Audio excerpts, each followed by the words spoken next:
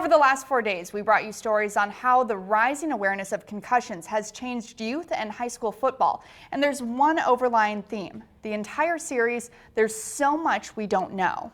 Now over at the University of Nebraska in Lincoln, they're trying to change that. That Center for Brain, Biology, and Behavior is on the forefront of concussion research. And as reporter Jon Kipper tells us, it's doing something no other university in the country is doing. Football and soccer are the two sports with the highest rates of concussions. The UNL Center for Brain, Biology, and Behavior, or CB3, is honing in on that, studying the brain of every Husker that plays the two sports. This center was built into Memorial Stadium for a reason. CB3 Director Carrie Savage says what they're doing inside East Stadium is unique. This is the only program in the country that's scanning everyone. Before they start their careers as Huskers, every football and women's soccer athlete gets an MRI scan. They then look at the structural and functional parts of the brain. That gives them a baseline for whenever the player gets a concussion at Nebraska. And if it happens, they come back to East Stadium for another scan, and then another, a few days later, as they continue to recover. That we can then use to help doctors make decisions about how severe was this concussion and how likely are they to recover. Well, this certainly helps the student athletes. There's a bigger picture. There are so many questions they want answered. Nobody knows why some people get CTE, a degenerative brain disease found in some NFL players, but also it's unclear why some athletes are back in a week and others take more time.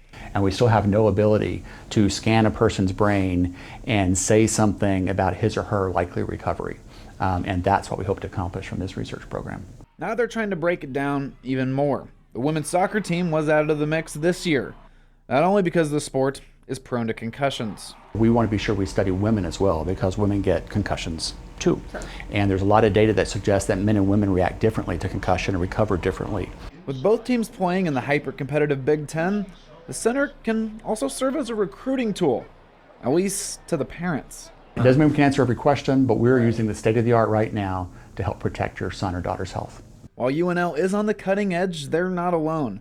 They're in a pact with the Big Ten and Ivy League, collecting information on their athletes with concussions, hoping that gathering all that data gives them a clearer picture.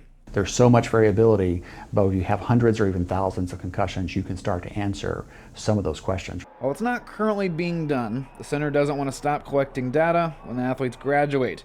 It eventually like them to come back. In the long run, we would like to be able to bring people in after their football careers and study them as they age.